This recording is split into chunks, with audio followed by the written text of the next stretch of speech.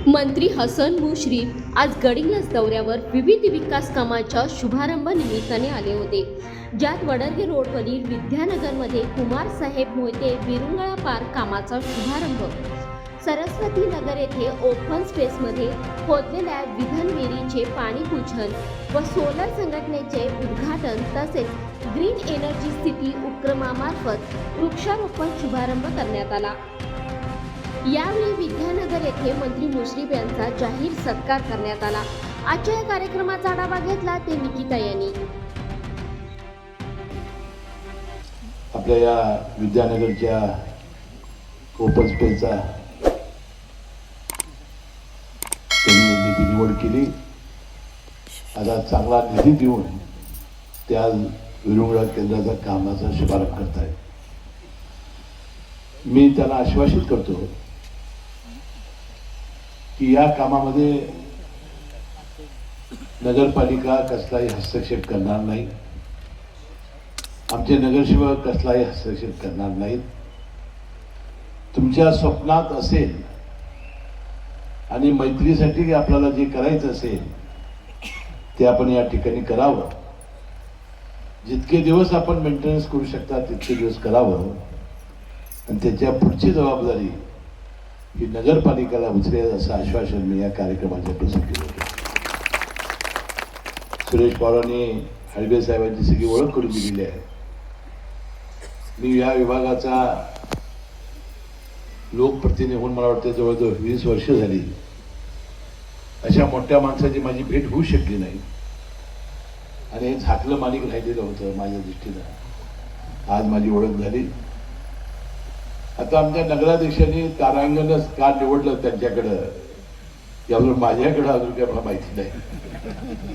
माझ्याशी सल्लामसलत केली असती तरी याहीपेक्षा चांगलं, म्हणजे तारांगण चांगलं नाही असं माझं मत नाही, पण आपण एक चांगली मागणी त्यांच्याकडे करू शकलो असतो।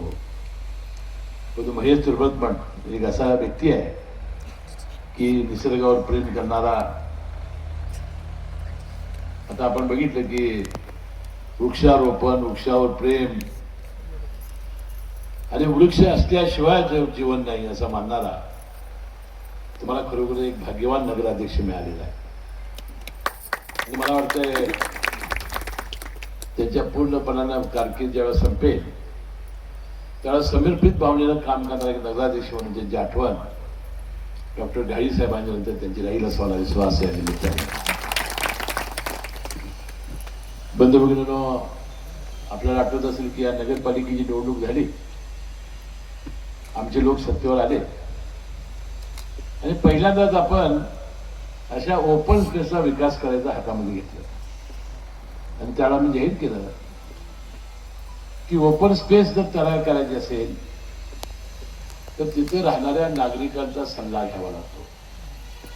बाबा इथं काय करायचं आपल्याला गार्डन करायचे आहे, आपल्याला हॉल बांधायचा आहे, त्या सामाजिक सभागृह करायचं आहे, काय थोडंसं देवालय बांधायचं आहे आणि मग वॉकिंग ट्रॅक ब्रेक त्या किती मोठा स्पेस ओपन स्पेस आहे त्यावर अवलंबून राहील। आणि मला वाटतं 3-4 ठिकाणी आपण त्याची निवड केली आणि सगळ्यात मोठी जी अडचण होती की पाणी। आता ज्याचा उल्लेख मगाशी नगराध्यक्षांनी केला की यावर्षी अल निनोसारखं फार भयंकर संकट येईल असं वाटते। आणि काल तर टीव्हीवर मला वाटतं मी ती भीतीच घेतली त्याची की या अल निनोचा इतका प्रभाव पुढे पडेल, आपला देश त्यातून वाचेल अशी आपण प्रार्थना करूया। त्यामुळं धरणाच्या पाण्याचं बाष्पीभवन एवढं झपाट्यानं होतंय। दर आठवड्याला मंत्रिमंडळाच्या बैठकीमध्ये आम्ही धरणाच्या पाण्याचा साठाची माहिती घेतो, त्यावेळी बाष्पीभवनानं पाणी किती जातंय हे खरोखरच फार मोठं एक संकट हे या उन्हाळ्यामध्ये 1 महिनाभर आपल्याला सहन करावं लागणार आहे। आणि म्हणून आपण ठरवलं की ज्या ठिकाणी आपल्याला अशा प्रकारचे ओपन स्पेस डेव्हलप करायचे आहेत तिथं बोर मारला पाहिजे, कारण त्याशिवाय पाणी येणार नाही। आणि म्हणून आपण 3-4 ठिकाणी बोर मारले, पाणी लागलं, मोटर पंप बसवले। आता पुढे नगरपालिकेने काय केलं तुम्ही विचार नाही, आता कार्यरत गेल्यावर त्याला विचारेन की आपण त्याचं काम चालू केलं पाहिजे. आपल्या पलीकडंच जिल्हा परिषदेचा मोठा ग्राउंड आपण मिळवला. त्या ठिकाणी आपण अतिशय चांगलं एक क्रीडांगण, एक स्टेडियम करण्याचं आपण स्वप्न आहे. अजून थोडी सागवान झाडं दिसत आहेत तिथं. ती पक्ष यांची काही दोष नाही की झाडं तोडण्याचा जो नियम आहे त्यामुळे थोडं अडकलेलं आहे. ते झाल्यानंतर आपल्याला ताबडतोबीने ते काम हातामध्ये घ्यायचं आहे.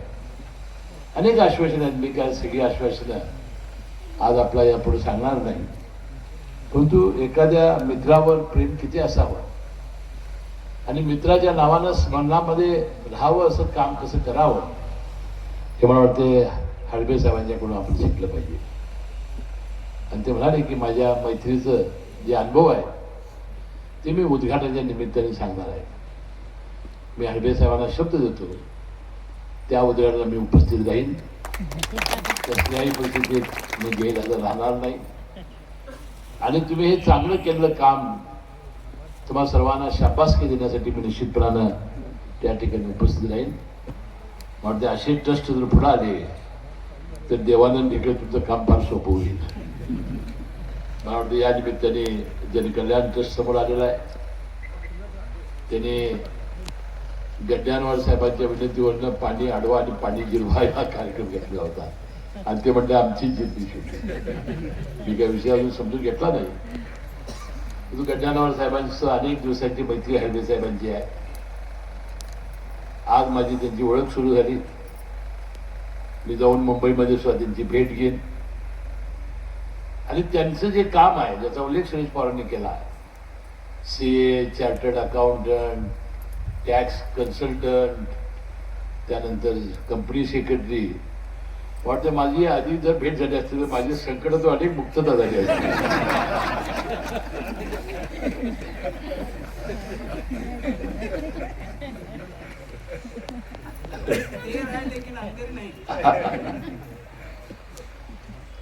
पुन्हा एकदा एका चांगल्या कार्यक्रमाला याची संधी विशेषतः सुरेश पवार आणि शिवराज देसाई यांना आपण फार या रीतीनं श्रेय दिलं पाहिजे.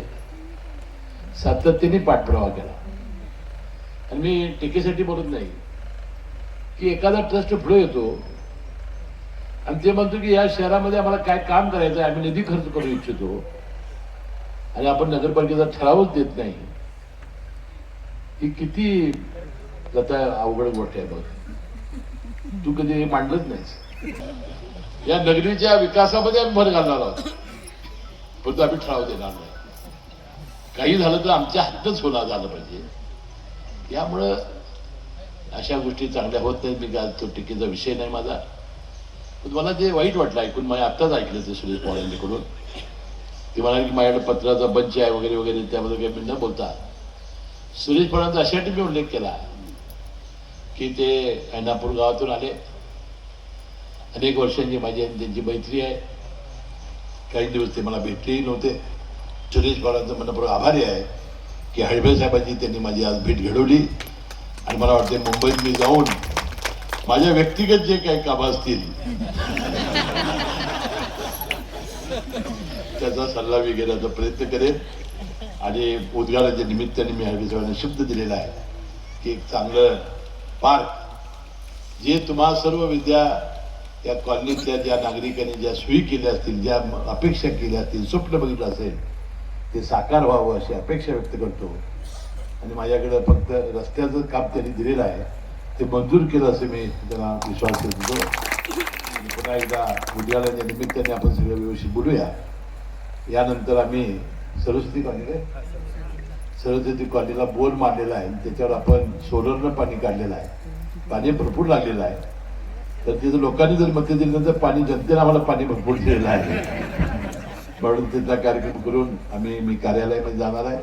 कल्याण ट्रस्टच्या सदस्यांचा मनपूर्वक आभार मानतो की माझ्या मतदारसंघामध्ये गडिंग्लज शहरामध्ये आपण काहीतरी देणे लागतो म्हणून आपण आमच्या या ओपन स्पेसचा विकास करण्याचं ठरवलं आणि आपण इतका मोठा निधी दिला.